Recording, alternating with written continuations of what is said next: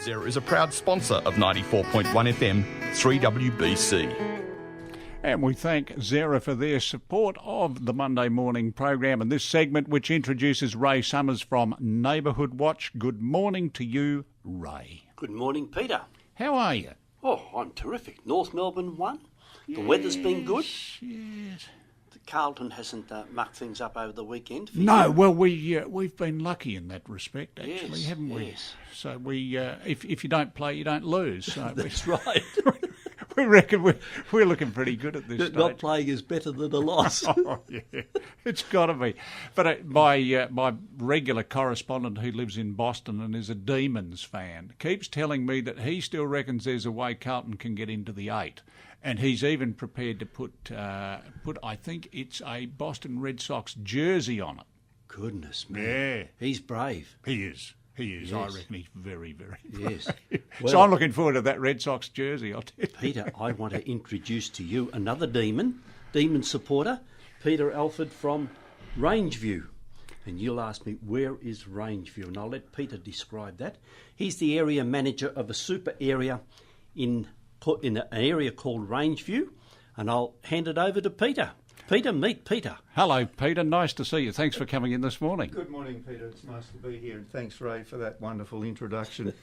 Rangeview, Neighbourhood Watch in Rangeview has been going for a long, long time. And we started originally when all the areas in that part of the city of Whitehorse were formed up back in 1985, but only since the last few years have we been known as our super area and called Neighbourhood Watch Rangeview, which when we started back in 85, it was I was living in an area known as Area 14, and we used to have joint meetings with an area nearby, Area 15, so 14 and 15 had joint meetings, and they had their own area manager, but and things went along nicely. And in fact, so nicely, in fact, in 1994, I was appointed to become the area manager at that time of Area 15.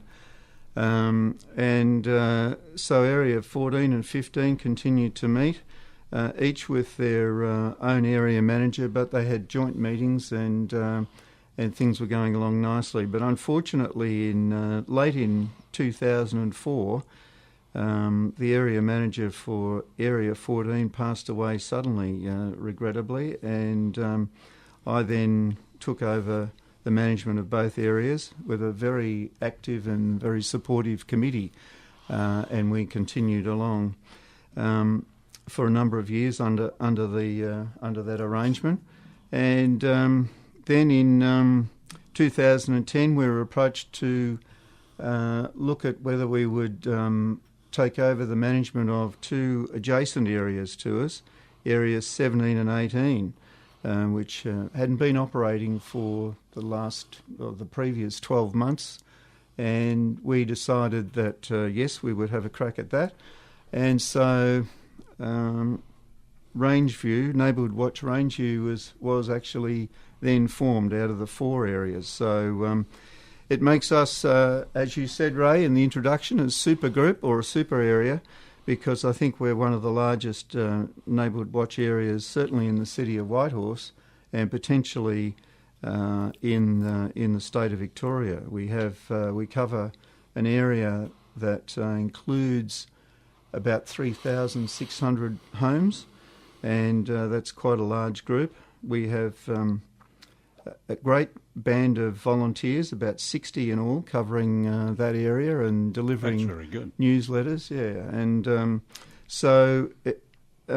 and we've gone along very successfully. And our area is where is it? You might say on the northern boundary is Whitehorse Road in Mitcham, and on our southern boundary is Canterbury Road in Vermont.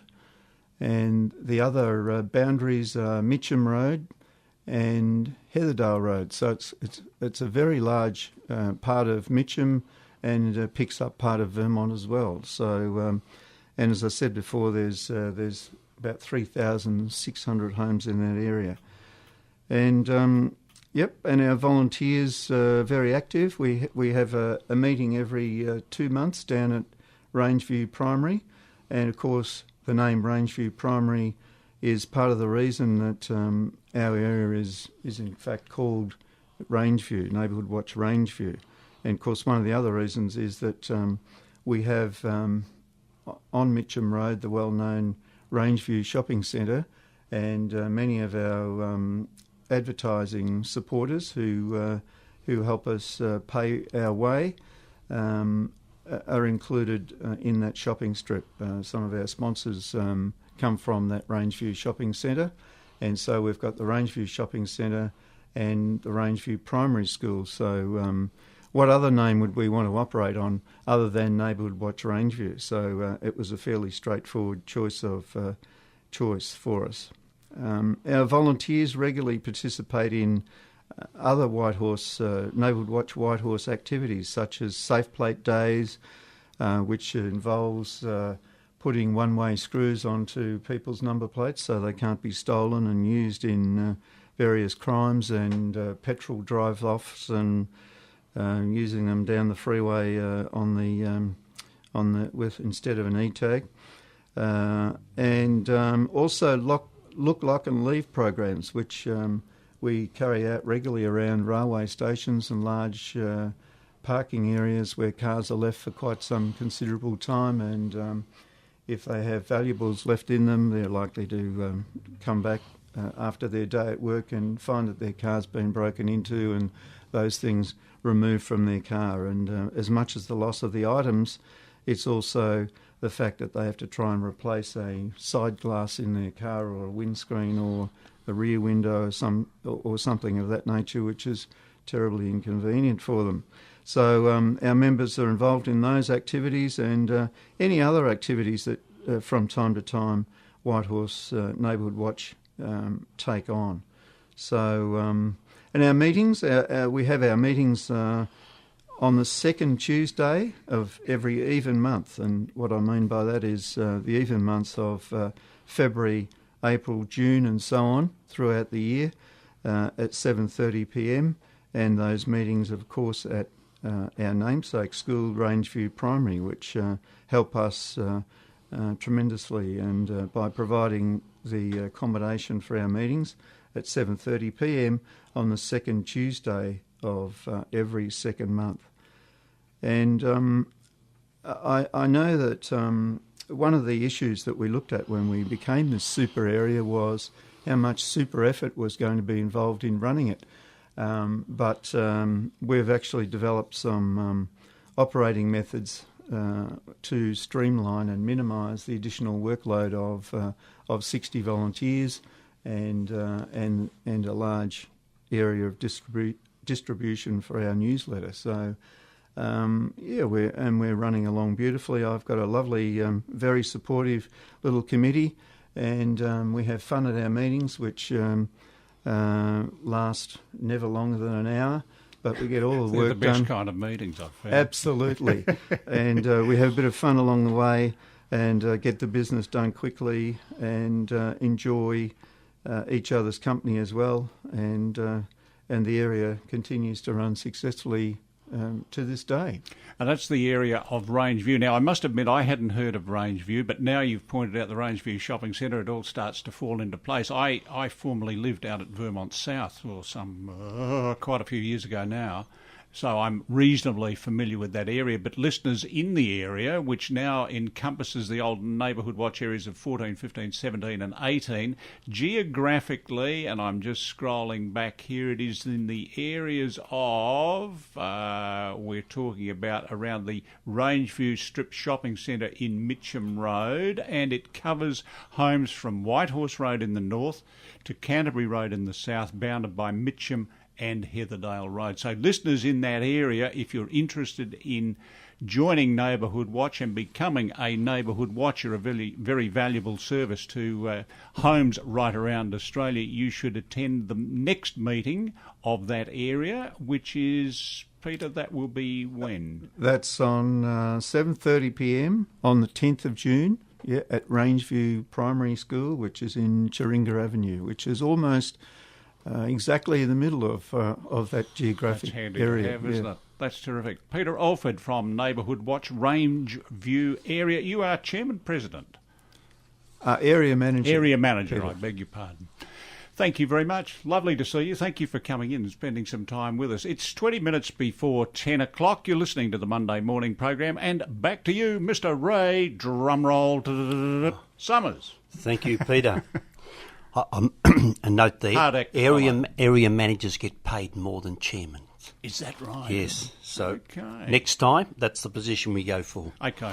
Peter, I want to firstly let you know what we have been doing, and that was getting wet. We had a wet safe plate day on, I think it was Saturday the 10th, and did it rain? But anyway, we swapped over screws, number plates on about 60 or 70 cars, and we didn't do too badly. That's still pretty good going. But the good news is we're going to repeat it again. Safe Plate Day at Bunnings, Vermont South on Saturday the 4th of October. I'll remind you about that again. And I'd like to say thanks to Bunnings Box Hill South for the site and the support they give us, signage from Woodard's Real Estate, the Leader newspaper and this radio station for allowing us to tell the wider community in Whitehorse what's going on. Peter, this is the bad news, or the sad dear. news. I'd like to share briefly what has happened around Whitehorse over the last 2 weeks. 2 armed robberies, one in Blackburn and one in South Blackburn at restaurants. 31 residential burglaries in Whitehorse in areas of Vermont South, Nuttawaddy, Mitcham, Box Hill South, Box Hill North and Burwood. Did anybody miss out? No, it No, it's doesn't most- look like it, does it? Many of them were during the daytime, taking cash, laptops, GPSs, wallets and PCs. Theft from motor vehicles. This is our favourite subject. This is a chestnut, isn't it? 21 across Whitehorse. Main sites, note this, Box Hill Centro, commuter car parks, and overnight in Blackburn and Mitcham, picking up bags, backpacks, laptops, etc. And so, yeah, theft from motor vehicles. Theft of motor vehicles. 12 across Whitehorse. They're getting very classy. They borrowed an Audi 5 chosen in Burwood and later used it in a theft of a service station in Camberwell. They're not satisfied with Holdens and Fords. No, apparently not. They've been targeting Mitcham for number plates and unlocked vehicles in Blackburn North, Blackburn South, Burwood and Forest Hill. And there were also 10 commercial burglaries. Restaurants, in particular in Vermont South, Forest Hill and Blackburn, targeting cash and building sites for copper, builders' tools and new white goods delivered to sites that are not already fixed in position, like new stoves and hot water services, etc. And I really appeal, if you see any activities that appear suspicious, please phone immediately 000 and report the activity. Police are much happier to come to something that's a false alarm than to be sitting in the office Indeed. and people are cleaning out a new building site. Full details of these incidents are available on the Neighbourhood Watch Whitehorse website. That is www.nhw.com.au/Whitehorse. I'm glad I've got that written in front of me. Yes, you need it. And the latest, brace ourselves, the latest high-tech equipment is being put in place at the corner of Whitehorse Road and Surrey Roads, Blackburn. Speeding drivers face fines of up to $650 after a new dual red light camera was switched on in Blackburn last Monday. The new camera will catch those speeding in the 40-kilometre zone at the intersection of Surrey Road and Whitehorse Road. Drivers could potentially be fined $289 for speeding by more than 10 kilometres and $361 for the red light offence, plus 6 demerit points. That's only a week's pay. That's more than a week's pay for you and I put together. It is. Yes. Yes, you're right. So the bottom line on that is if you're going to speed and make an idiot of yourself, you deserve to get busted. We'll go the lot. Yeah. They just have it on one account. That's right. That's right. Oh, that's just crazy stuff. It's good to know that these cameras are being put in place. But just harking back for a moment to these thefts from motor vehicles, did I hear or did I read over the weekend correctly, or did I dream this, that the police are now looking at actually fining people who leave their cars unlocked? I didn't hear it, but I have heard it mentioned. Yep, Peter, there is an offence for that, surprisingly enough, apparently, and I don't think it's used that often, but apparently the police are becoming so frustrated with this problem of people leaving their cars unlocked that they will be starting to fine people. I think it's a good idea. It's probably not the best use of police resources, which are stretched thin at the best of times, but if it's going to get the message across, it's probably a smart thing to do, isn't it? Well, it's another way of potentially avoiding a crime, so that if people are aware that they could get a fine for leaving their cars unlocked, and they respond to that by keeping them locked, then those crimes of having things taken out of cars that are unlocked, and there's plenty of them around apparently, will disappear, so that they'll reduce their workload from that aspect. Yes, yeah, that'll be a good thing. Certainly, if you get fined $100, you'll remember. Oh, you certainly will. And that reminds me of a situation that I struck over the weekend when I was filling my car up with petrol. There was a guy who was behind me at another pump and I never do this. I always remove the keys from my car if I'm going in to pay for the petrol.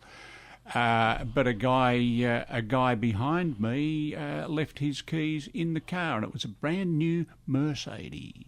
Yeah. And anyone could have strolled in from the footpath, opportunity knocks, bang, Bang. taken off in his new Mercedes. It's just crazy. It's something that needs to be reinforced, and obviously the police are going to be doing it, so that's Yes. good. Yeah, that's good news. Yep. And what other news from you, Ray? Anything Well, I to was just wind going up? to update you with all our contact points, but the other Great. good news is you're in for a kind of Neighbourhood Watch representative at our next month. Young Graham Elder is coming in. Oh, great. Look forward to that. I haven't seen Graham in quite a while, I don't think. 2 or 3 months ago Yeah, when I it went would be. away. When you went away, in when you're May. off on one of your Well, global jaunts. I've got another global joint. Have you? Yeah. Where are you going this time? South Australia. Oh, okay. I'm in South Australia. I can afford to be rude. I'm going cruising down the Murray River. Oh, on a paddle boat? Yes. Oh, terrific. I reckon that'd And be a lot of fun. I've got a cheap ride and I've got to do some of the paddling. That seems only fair. You'll come back fit if nothing else. Or exhausted. Peter, let me remind you and finish off. Yes, let's I have gave you the email address, and if anybody's just wanting a copy of e-news, again, email is whitehorse@nhw.com.au. Facebook, perhaps time's running out. What's really important, Crime Stoppers, 1800 333 000. And Community Support Register, I'll give you their phone number, between 10 and 12, 88 92 33 85. Okay, now do all of that without notes. That's the test, is it? That's the test. Those addresses particularly. I have trouble remembering my own phone number. Yes, I have to think. And don't ask me my mobile number, I've got no idea. No, that's always a hard one. The mobile numbers don't have the same sort of flow to them as our old... There's too many numbers in them, that's the problem. Yeah, they're all over the place. Gentlemen, thank you very much for coming in. Peter Alford and Ray Summers from Neighbourhood Watch. Good luck to you, Peter, in the future. Thanks, hope Peter. Rangeview continues to grow. And I'll look forward to catching up with you shortly. I did think, how would you like to be in a Neighbourhood Watch area beside Peter? And if you faltered a little bit, I'd reckon they'd be over and eat you up. But that's good, That is good. because that means we keep going. That's all important. Thank you so much, gentlemen, and we'll catch up again soon. Well, thank you, you, Peter. Peter. 11 minutes before 10 o'clock, and we've got Steve inviting you to go play with him in the boys' room until 1, coming up from 10 o'clock. Something for everyone here on 94.